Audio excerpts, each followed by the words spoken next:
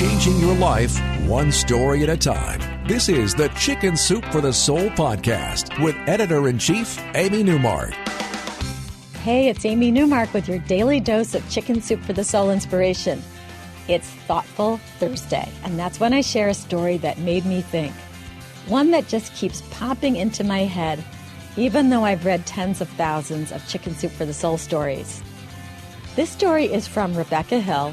She's one of our most prolific writers, and I do tend to remember her stories very easily because they're so good. This one is called My Mondays, and it's from Chicken Soup for the Soul, Time to Thrive, which contains a lot of motivational stories to help you make some time in your life to thrive, to carve out some time to do what makes you happy. And of course, me time is one of those things that we all try to find more of for ourselves. It takes some discipline to make me time and to stick to it. Here's how Rebecca does it. 6 days a week, Rebecca says, she devotes her days to others.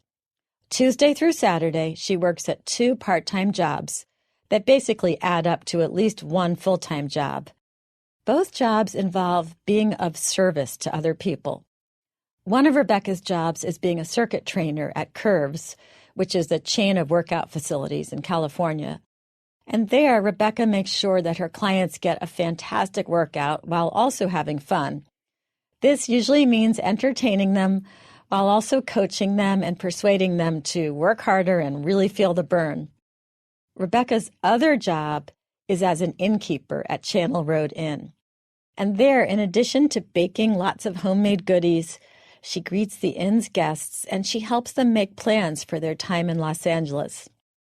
In both jobs, Rebecca works hard to make sure that her clients have fun and get what they want.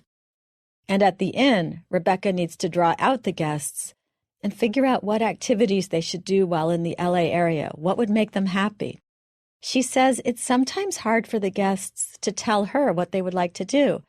They're not accustomed to considering their own desires and interests. Now, Sundays are Rebecca's first day off from her 5 days of work, and that's the day that she spends with her husband. They love to stay home with the cat and pat around the apartment in their pajamas and do nothing for the entire day. Her husband can work on his music, and she can work on her writing if she wants. But usually they watch movies, read books, and order food to be delivered. Sundays are when Rebecca and Tom reconnect as a couple after a busy work week. And then there's Monday. Monday is Rebecca's day. 1 day a week, she asserts her independence by making sure she is only responsible for herself. On Mondays, Rebecca doesn't take care of anyone else. On Mondays, Rebecca is in charge of Rebecca. She only considers her own wants. She says that she finds herself writing on most Mondays, which is a good thing for us at Chicken Soup for the Soul.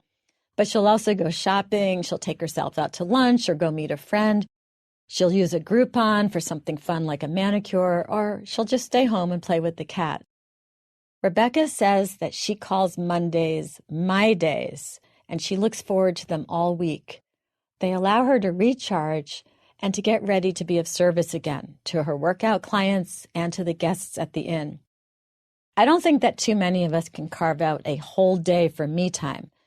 But Rebecca's story does indeed make us think. If we can't carve out a whole day per week, can we carve out 2 hours that we can look forward to? 2 hours to think about all week, knowing that those 2 hours will be just for ourselves? It's worth a try. I'm Amy Newmark. Thank you for listening to the Chicken Soup for the Soul podcast. If you want to learn more about the book I mentioned today, Chicken Soup for the Soul, Time to Thrive, go to our website, chickensoup.com. And if you want to hear more about upcoming books and what's going on at Chicken Soup for the Soul, and receive a daily link to the podcast, follow me on Twitter, where my handle is @AmyNewmark. Tomorrow, I'll be back for our Friend Friday interview. This week, it will be with Lee Woodruff, with whom I'll discuss our new best-selling book, Chicken Soup for the Soul, The Spirit of America. We'll be discussing all that is wonderful and heroic about our country, including our veterans, our active service members, and their families. And we'll also be discussing how we are using our new book to help the Bob Woodruff Foundation in its wonderful work with veterans.